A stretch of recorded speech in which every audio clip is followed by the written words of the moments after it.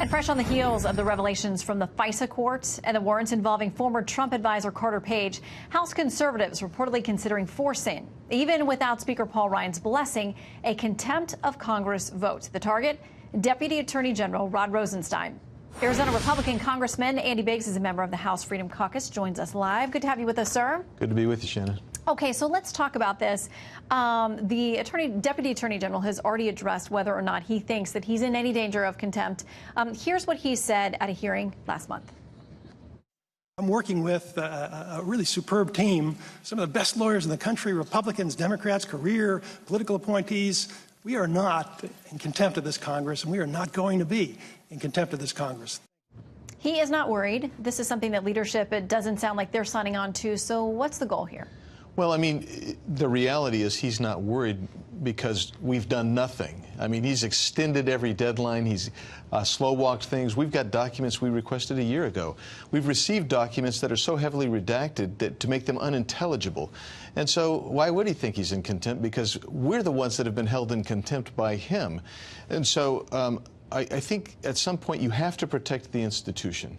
You have to say Congress has got an oversight responsibility, and maybe we ought to exercise that.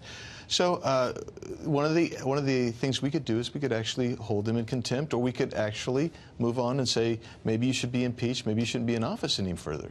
Well, there's going to be a meeting tomorrow. My understanding, 6 GOP lawmakers will go over and meet with folks from the DOJ. They're going to be a discussion about turning over more documents and things. Do you think there'll be progress there? Because the Speaker has indicated he seems to think that there are things that are coming along. Well, I mean, there may be progress, but what's progress when you should have had these documents to us 7 months ago, and you're going to slow walk them over to us some more? What does it mean? We still haven't seen the scope letter when it's in an unredacted form. So there's so much information that's been withheld, and almost every time we have a hearing, I happen to be at the hearing that Rosenstein said, you know, oh, I'm in good shape here. Every time we have a hearing, it's like we find out something more, and it's like, where did that come from? How come we're just finding out now? Do you feel like there are times that you don't know what you don't know, and that prohibits your ability to ask for things and to find things if you don't know you're looking for them? Oh, you're absolutely right. I mean, so that's why I think it's been dripped out so long, is because, oh, we get something here, we say, well, that leads to a few more questions. They drip something out for us, and it's time to say enough's enough. Okay, in the Politico article talking about this plan to potentially try to do this end-run resolution, they say this: the Justice Department has emphasized that it has made unprecedented disclosures of sensitive materials to lawmakers, even at times bypassing the historical guardrails for sharing information connected to an ongoing investigation. True or false? Well, I'm not sure if it's true or false, but I know it's something that they're spinning to say, well, see, we've been just perfectly compliant. Well, then where are the rest of the documents? If you're going to go over the guardrails that you say you are, why not give us all the documents then? Why not let us see them?